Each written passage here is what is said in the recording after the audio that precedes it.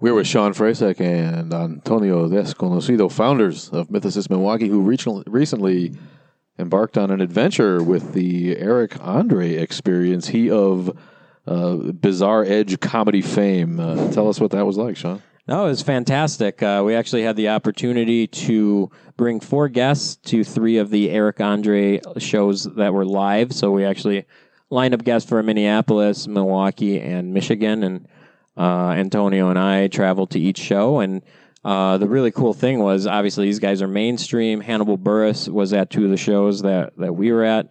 So it was a really huge opportunity for us, but I think the bigger thing that speaks volumes to what their production team allowed us to do is the fact that we brought on atheist guests, that they knowingly partnered with an atheist organization and allowed us to bring atheist guests on.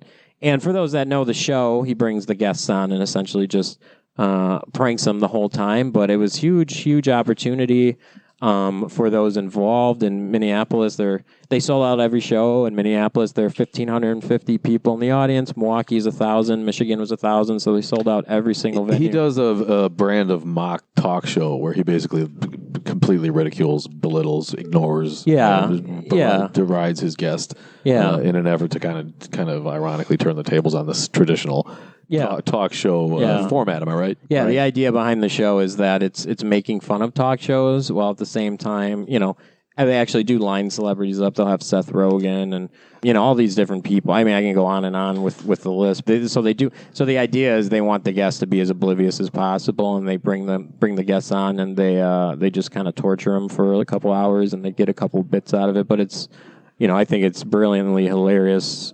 But yeah, no, great opportunity, and the fact that they knew that we were atheists really spoke volumes to me. And I think one of the narratives that I'd like to kind of sell, and Antonio can share his thoughts on this too, but the fact that they knew we were atheists and they didn't have an issue with it. Richard Carrier is one of the guests we lined up, and he wrote a beautiful piece on the fact that he was brought up as a guest just like anybody else would be brought up, and they didn't pick on him for his atheism. He was treated just like anybody else.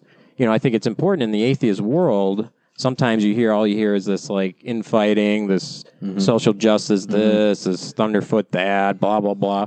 We need to be focused more on the outside, more like these people that are actually friendly to what we're doing and have a mainstream audience that can kind of help normalize being called an atheist. Right, and Richard Carrier demonstrated that an atheist can take a ribbing with aplomb, a roasting with aplomb, can stand up to the same kind of treatment that all the guests get. We're not freaks who are going to eat babies on stage. In reaction to being treated like that. So it's a double-edged sword that kind of raises, both the profile from both points of view. So, Antonio, what were your impressions of the whole thing? We were absolutely respected the entire time.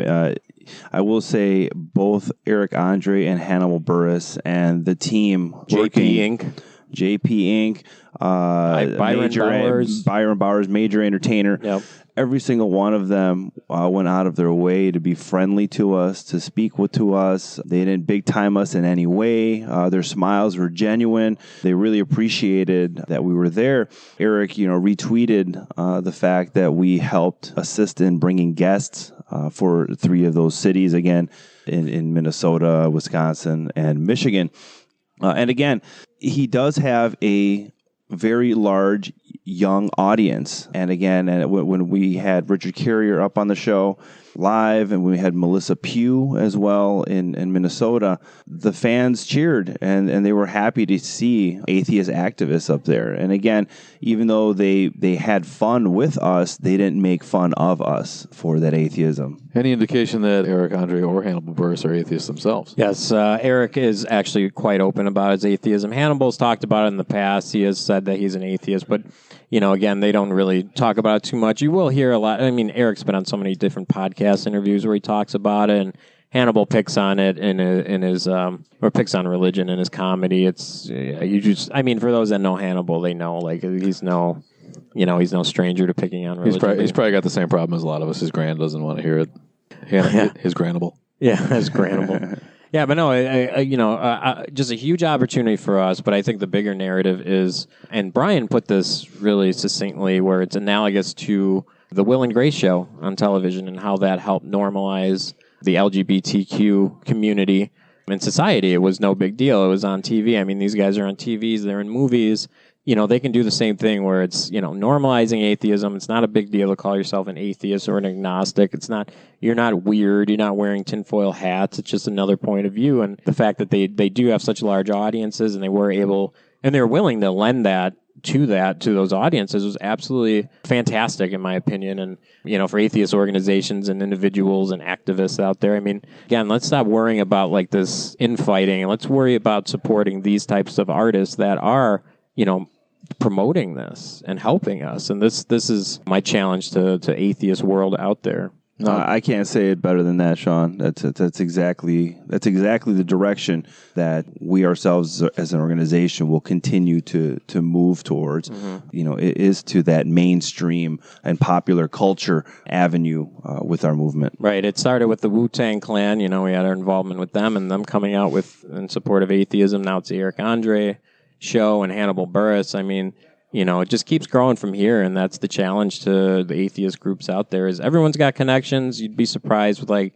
connections people have. Let's start utilizing them, and those that are friendly to the cause, let's promote them. Let's help them and show them that there is an audience in atheism that they can pull from, because if they know there's an audience, they will start focusing more on that and again, spreading this and making it more normal as we go on. No, great job spreading the good word and raising the profile of the secular community all around, as well as promoting the brand. Yeah. Excellent. Agreed. And again, thank you to Eric André, thank you to Hannibal, thank you to JP, thank you to Byron, thank you to Major Entertainer. They're all fantastic, and hopefully we can partner up with them again in the future. It's really just an unforgettable experience for me. I see a lot of comedy in our future. A lot of comedy in our future. Yeah, a lot of comedy. Yeah. Who knows? 2017. Yeah. And that's an idea that we have. We won't let the cat out of the bag yet. Right. My life's already a comedy, so I may as well. It's a sad comedy of errors. Cross over into my avocation here. All right. Thanks, guys.